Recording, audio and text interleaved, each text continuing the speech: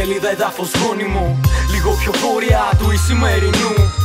Ιδέες ανθρώπων μου θυμίζουν χάρτο πόλεμο, πόλεμο μεταξύ νου και νου και νου. Λευκή σελίδα εδάφος γόνιμο, λίγο πιο βόρεια του Ισημερινού. Ιδέες ανθρώπων μου θυμίζουν χάρτο πόλεμο, πόλεμο μεταξύ νου και νου και νου. Μυαλού μπαλώματα, ιδέες έντονα χρώματα. Συναναστροφή μάλλον ανθρώπων βιώματα. Πίσω από δάχτυλα όλοι κρύβουν την πραγματικότητα. Οι αληθινές ιδέες περνάνε μέσα από τα κουφώματα. Απρόσωπα προσωπία χωρίς ταυτότητα.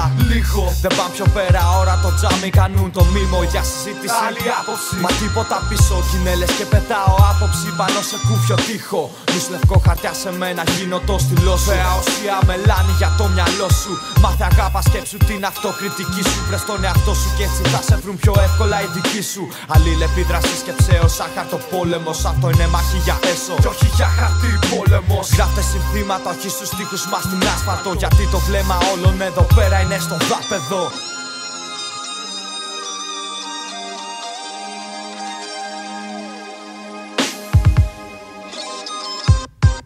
Από την έμπνευση στη σύλληψη, από την αίσθηση στην υψηλή αντίληψη. Θεμέλια καταραίουν μόνο αν είναι σαφρά. Κι όσοι κοιτάνε υπεροπτικά πάνω σ' αυτά.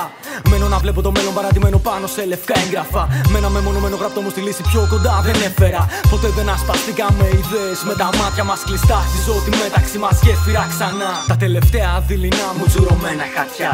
Σαν ιδέες παιδιών που χάθηκαν σε χρόνια σχολικά. Εδώ σχολαστικά γράφοντας σχόλια γραυστικά. Κι ας αργήσαν τόσο όσο τα τελευταία αστικά. Χαρτοπόλεμος σε κάθε γειτονιά, σε επαρχία και σε κέντρα αστικά. Μυαλά που μείναν νηστικά. Τα παιδιά στη γειτονιά σου μεγάλωσαν βιαστικά.